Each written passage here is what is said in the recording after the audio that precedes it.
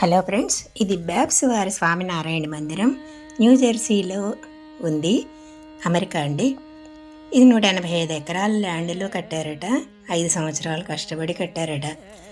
అలాగే 12,000 మంది వాలంటీర్స్ ఉన్నారు.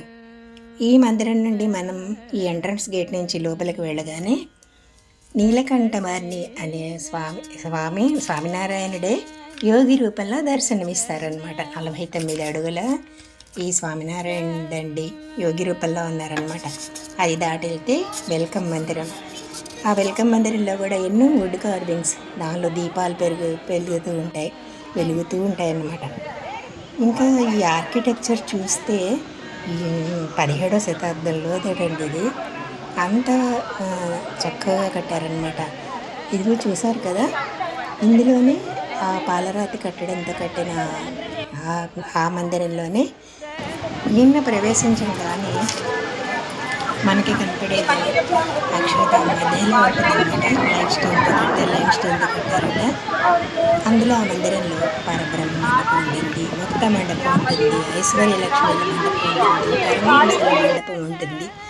ఇందులో ఆ మండపాల్లోనే పద్మావతి వెంకటేశ్వర స్వామి, శ్రీరామచంద్రుడు, పరమేశ్వరుడు, రాధాకృష్ణుడు, నీలకంఠవర్ణి విగ్రహాలను చూసి నిజంగా మనసంతా ఎంత సంతోషంతో నిండిపోతుందండి. అక్కడి వాతావరణం, చల్లటి వాతావరణం, అంత పెద్ద 185 ఎకరాల భూమి కదండి. అంత పెద్ద మందిరాన్ని చూసి నిజంగా చాలా సంతోషం వస్తుంది. అదైన తర్వాత మనకి మరి ఈ స్తంభాలు కూడా ఎంత చక్కగా ఉన్నాయి చూడండి. ఇందులోనే గజాలతో కూడిన మండపం ఉంటే స్తంభం ఉంటుంది, హంసలతో కూడిన స్తంభం ఉంటుంది, పూలతో, నియమాలతో రకరకాల స్తంభాలండి.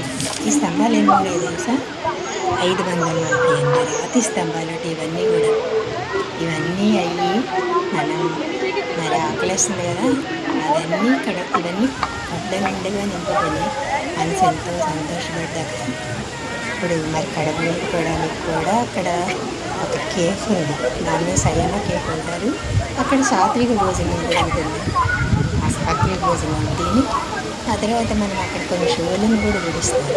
ఆ షోలను చూసి అక్కడే అక్షరధామ స్టోర్ ఉంటుంది. ఆ స్టోర్లో మనకు కావాల్సినవి కొనుక్కుని చక్కగా ఎంతో ఆనందంగా ఇంటికి చేరుకుంటాం అన్నమాట. 9 వస్తే నేను కొనుక్కొని వస్తామన్నమాట.